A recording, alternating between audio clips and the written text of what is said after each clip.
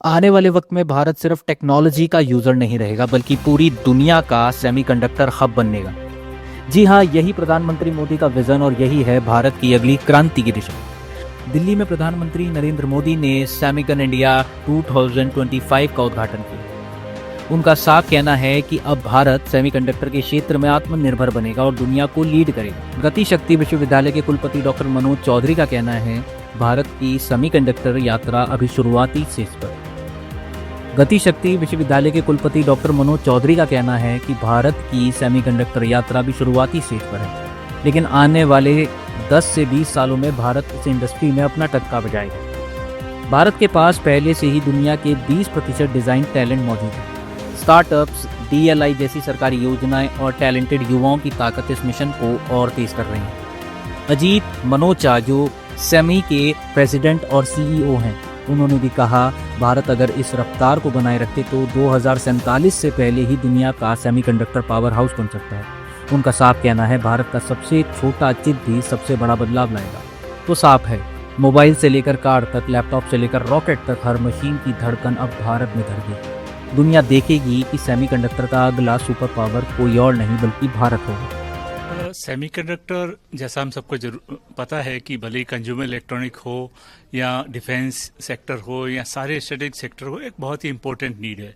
इसके लिए पिछले 3.5 साल में इंडिया सेमीकंडक्टर मिशन बनने के बाद में करीबन 1,60,000 करोड़ रुपए का इन्वेस्टमेंट करके 10 सेमीकंडक्टर यूनिट का अभी तक ऐलान हुआ है, जिसमें से 4 गुजरात में है, 2 उड़ीसा में है, यूपी में एक है, पंजाब में है, आंध्रा में है, इस आसाम में है। इस तरह से पूरे भारत के विभिन्न राज्य सेमीकंडक्टर अपनी अपनी पॉलिसीज बनाकर सेमीकंडक्टर मैन्युफैक्चरिंग को बढ़ावा देने के लिए सेमीकंडक्टर के पूरा इकोसिस्टम, जो डिज़ाइन से लेके मैन्युफैक्चरिंग तक पूरा करता है। भारत सरकार करीबन 280 इंस्टीट्यूट और यूनिवर्सिटीज़ को इलेक्ट्रॉनिक डिज़ाइन ऑटोमेशन टूल्स उपलब्ध करा रही है।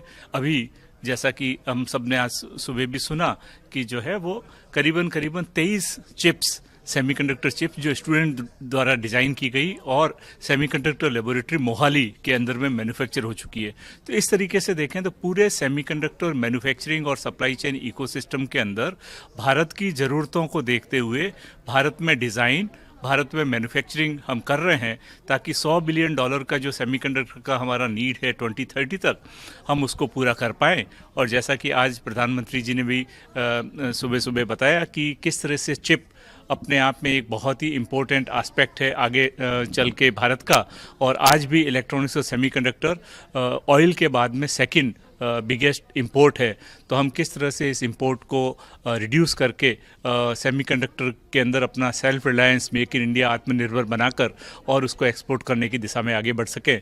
इसलिए universities, industries, government policy support के साथ में सब लोग मिलकर काम कर रहे हैं। और आज सुबह भी आपने देखा करीबन 40 देशों के रिप्रेजेंटेटिव यहाँ पे मौजूद हैं सेमिकॉन इंडिया 2025 में।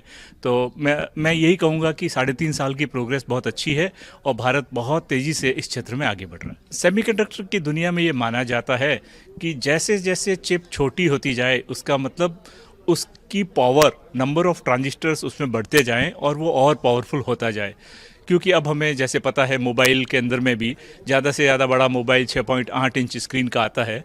तो एक तरह से मोबाइल की साइज़ जैसे फिक्स रही है, एक उदाहरण के रूप में इसके अंदर में हर साल जो नए चिप लगते हैं वो चिप और ज़्यादा पावरफुल होते जाते हैं। तो प्रधानमंत्री जी का ये कहना कि छोटी से छोटी चिप सेमीकंडक्टर डिज़ाइन में एक बहुत ही इंपॉर्टेंट प्रिंसिपल होता है, जिसको हम कहते हैं पावर परफॉर्मेंस एरिया ऑप्टिमाइजेशन, कि किस तरह से कम एरिया में ज़्यादा से ज़्यादा परफॉर्मेंस के साथ में कम से कम पावर कंज्यूम करने वाला हम चिप बनाएं।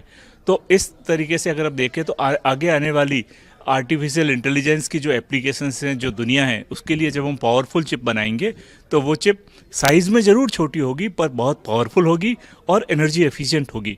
तो इसलिए प्रधानमंत्री जी का ये कहना कि छोटी से छोटी चिप बड़ी से बड़ी एप्लीकेशन को वर्ल्ड में एम्पावर करेगी, शक्ति देगी, वो अपने आप में बिल्कुल यथार्थवादी और अचीवेबल गोल है। बिल्कुल बन सकता है, क्योंकि भारत में सेमीकंडक्टर हब बनने के लिए जो कोई भी टेक्नोलॉजी में, हम कोई भी चीज़ में हमको 3 मुख्य रूप से चीज़ें चाहिए। सबसे पहला होता है कैपिटल, दूसरा टेक्नोलॉजी और तीसरा टैलेंट।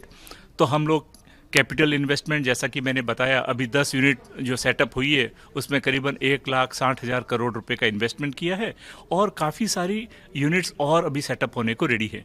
टेक्नोलॉजी के अंदर में अलग अलग क्षेत्र में, भले सेमीकंडक्टर फैब बन रही हो, भले कंपाउंड सेमीकंडक्टर में अभी सिलिकॉन कार्बाइड फैब बन रही हो, भले ही फैब के अलावा असेंबली और पैकेजिंग की यूनिट्स बन रही हो, अभी जेवर में डिस्प्ले ड्राइवर आईसी की जो यूनिट बन रही है, तो अलग अलग क्षेत्र के अंदर में, इंडस्ट्रियल सेक्टर में, ऑटोमोटिव सेक्टर में, कंज्यूमर इलेक्ट्रॉनिक सेक्टर में, माइक्रोन जो यूनिट बनाता है वो मेमोरी और लॉजिक सेक्टर में, तो हर सेक्टर के अंदर में जिस तरह से भारत में सेमीकंडक्टर की चीज़ें एस्टेब्लिश हो रही है, और इसके अलावा जैसा प्रधानमंत्री जी ने भी आज बताया कि दुनिया भर के सेमीकंडक्टर डिज़ाइन टैलेंट में 20% इस समय भारत के इंजीनियर्स हैं।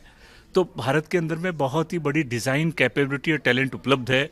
इसके अलावा हम लोग 85,000 एडिशनल मैन पावर को ट्रेनिंग का जो लक्ष्य रखा था उसमें भी हम तेज़ी से आगे बढ़ रहे हैं। तो भारत के अंदर में मार्केट भी है, भारत के अंदर में टैलेंट भी है, और भारत के अंदर में अब विल पावर और पॉलिसी सपोर्ट भी है सेमीकंडक्टर मैन्युफैक्चरिंग की दिशा में एक बहुत ही बड़ा हब बनने के लिए। क्वेश्चन इज कि बनने तो वाला तो है, question is not if, is question is when. So the way the progress is going, it can progress has started already, but if we speed up the progress, it can be faster. We've got a long ways to go to become the big hub, and we are on the right track. Technology, this is all actually interconnected. Pura world is interconnected with technology. The way situation is today, a lot of when the chip is made, some of the materials are done in Japan, some of the materials are done in Europe, wafers are done in design is done in the US and India. The manufacturing is done in Asian countries, most of them. Assembly and test is done in Southeast Asia. So it's all interconnected. So India will have to play a big role in some parts of the ecosystem, if not all of them. Eventually, all of them, but they have to find their sweet spot. So India started on, so as we heard this morning, Modi ji ने कहा कि 10 project हो चुके हैं announce, उसमें से 6-7 जो हैं वो असेंबली एंड टेस्ट के हैं. That's a very good sign. So at least that area we can probably speed up faster. But when we have more wafer fabs, then that will be much bigger investment, of course. And that's the one we have to look for when more new big fabs like Tata will come into India. So उसकी timing जो है, जैसे मैंने कहा था सुबह कि stars are aligned India के फेवर में. बाकी अनसर्टेनिटीज़ काफ़ी हैं इस समय वर्ल्ड में.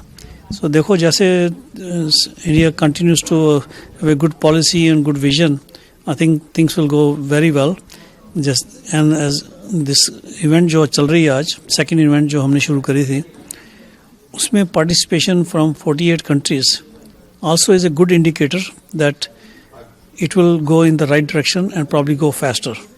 नहीं देखो ये तो बड़ी understood बात है already कि चिप के बिना सबकी लाइफ बंद हो जाती है. चिप के बिना कोई लाइफ नहीं है. सेमीकंडक्टर जो है ये फाउंडेशन बन गई है ह्यूमैनिटी के लिए. अगर आपको याद होगा कि जब चिप शॉर्टेज हुई थी और कोविड आया था तो सबकी लाइफ डिवाइसेस के ऊपर डिपेंड करती थी, और डिवाइसेस चिप्स के बिना नहीं बनते कोई भी. सो सबको पता लग गया कि चिप की इंपॉर्टेंस कितनी ज़्यादा है. और वैसे भी अब लोगों को समझ आ रही है कि हर एक इंडस्ट्री में सेमीकंडक्टर्स का बहुत ज़्यादा रोल है. सो उनका मतलब ये है कि हम जो चिप बनाएंगे छोटा चिप होगा बट पूरे वर्ल्ड में काम आएंगे वो chip.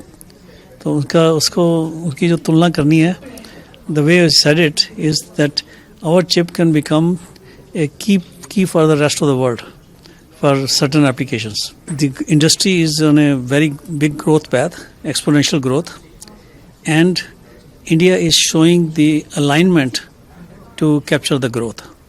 So everything I look at what is happening today in this event, it is all supporting the right progress for India. And I said before that we are on the right path. 2047 is still 22 years away, and we can do a lot faster. We don't need to wait until 2047. I think India will be much better, much bigger powerhouse much before 2047. So I think that vision will be achieved.